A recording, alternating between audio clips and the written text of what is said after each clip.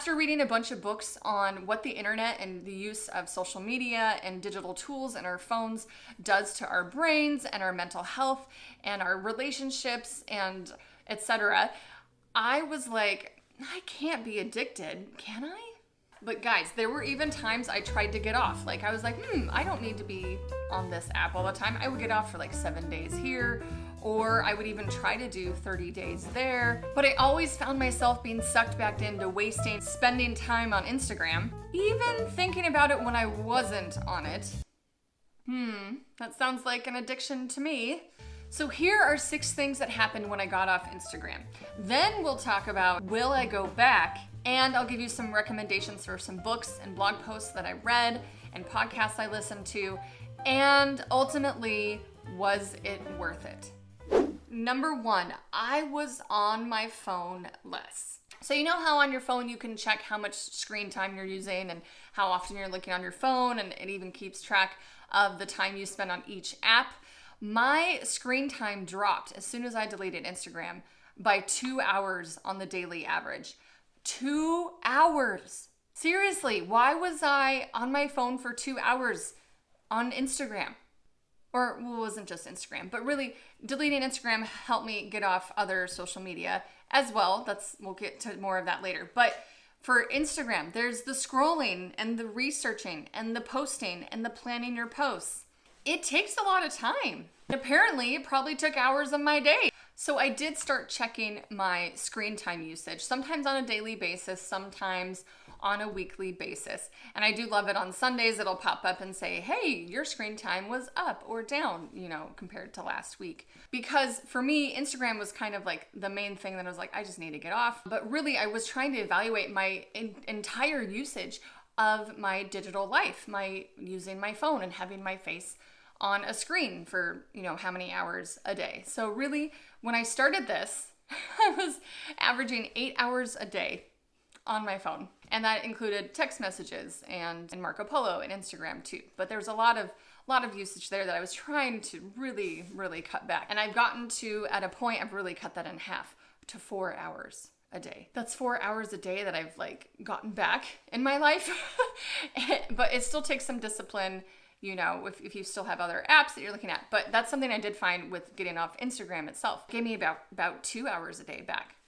So who am I and why should you care? Well, welcome to Joyful Noise Learning. Hi, I'm Ashley. I'm a former English teacher and current homeschooling mom to 3 kids since 2013. My mission here is to encourage you to grow your homeschool according to your child's needs and to help you find joy in your family and honor Jesus. Here we like to talk about Charlotte Mason-inspired homeschool, biblically based curriculum, and help for the scattered and easily distracted homeschool mom. If you are new here, I would love for you to consider subscribing. You don't have to just yet. You can watch more of the video, but eventually, maybe hit that subscribe button. That would be great. So the second thing that happened from getting off Instagram was I wasn't worried about what to post. I noticed that the real estate in my brain, all that brain space that you have, was freed up for everyday moments because I wasn't constantly thinking, should I take a picture of this and post this on Instagram? Or maybe I can make a reel out of this. I probably should make a reel out of this, but I'm not going to because I don't want to take the time to do it. I'm feeling lazy. I was constantly thinking thoughts like that.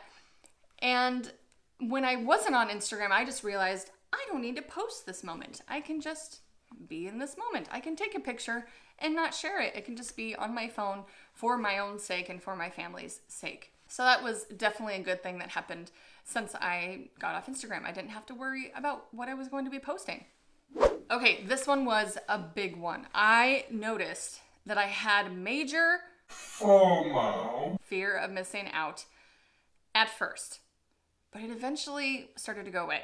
When I would look at Instagram, I would think, why didn't we go to Disneyland this year with our kids? Because I saw some so-and-so went to Disneyland.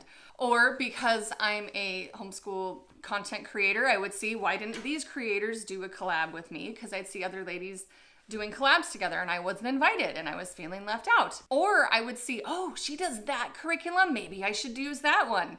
And I'd feel fear missing out on the curriculum that this person was using. That was the FOMO that I noticed I had while I was on Instagram. But once I got off of it, then I started thinking things like, oh, I'm not going to see the cool meme that Sarah posts this week, or I'm going to miss out on the reels that everybody's watching, or I'm going to miss out on what so-and-so is using for homeschooling. Like all these things, I'm like, oh, there's these things happening on this community on Instagram that I will not be a part of. And at first it was scary and I was sad that I was going to miss out on that.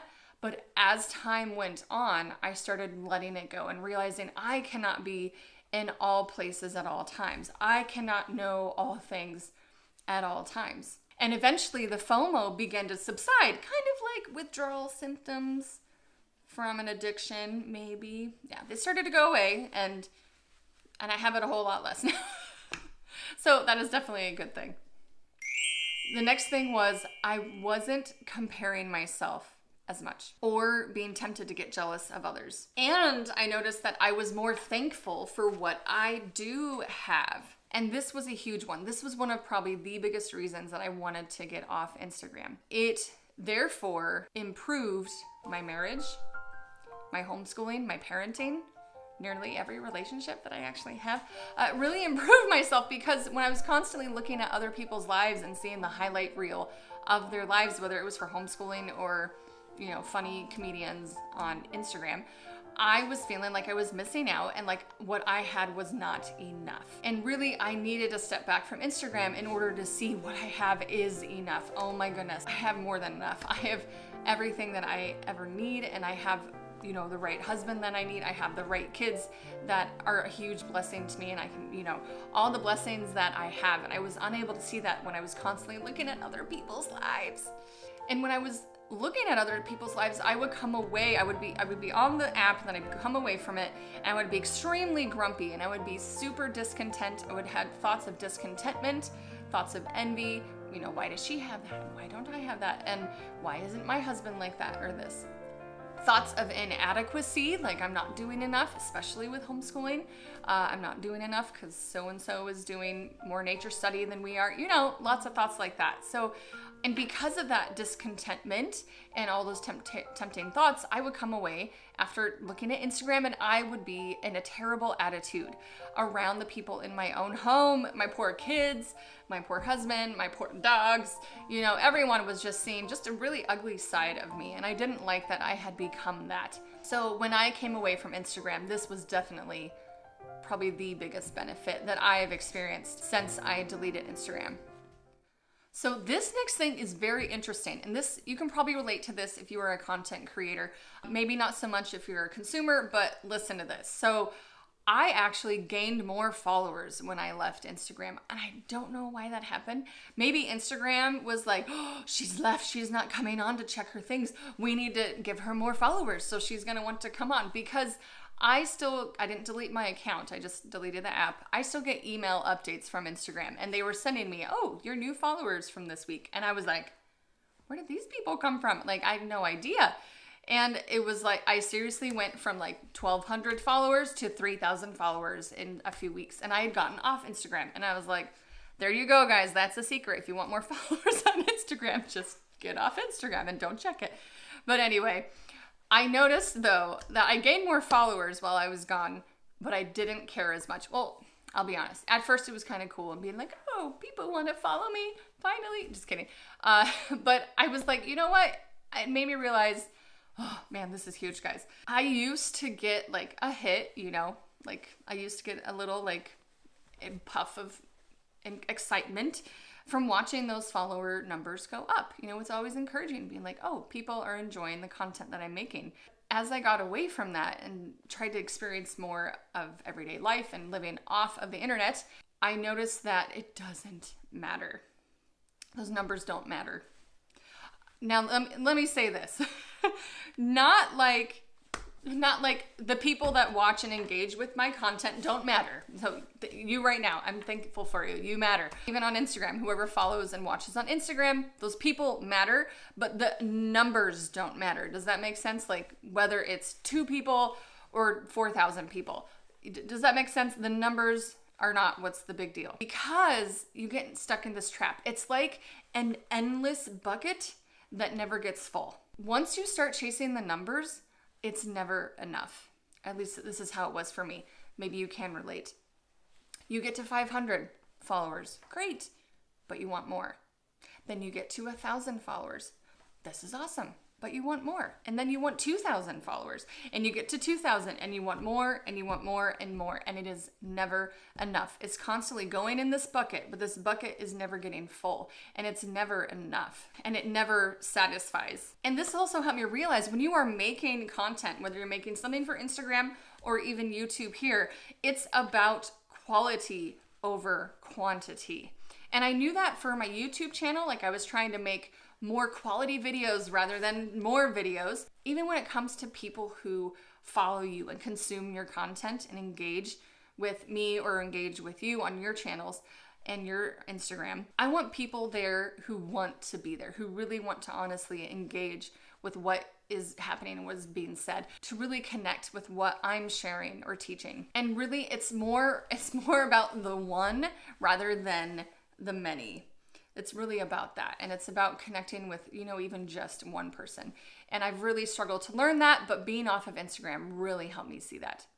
The next thing that happened when I deleted Instagram from my phone was it quieted the noises. More space in my head and in my heart and just less voices.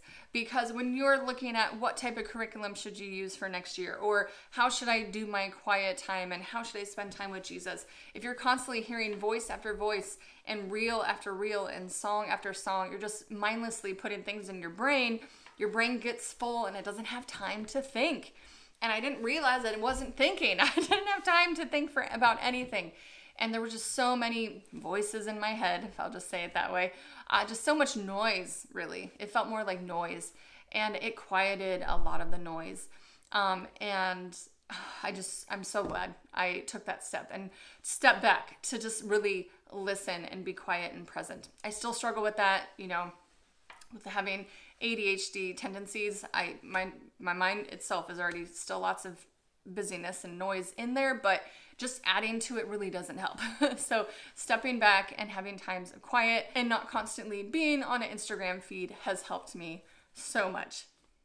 So that is what happened when I got off Instagram, and that is my main part of my story. Maybe you're wondering why I was so crazy to do this and you can't think of how I can live off of Instagram. Or maybe you've been feeling that little tug that maybe you could be cutting out some social media a little bit more. I'm going to share with you either books and videos that I have watched and read and I listened to, and I highly recommend these.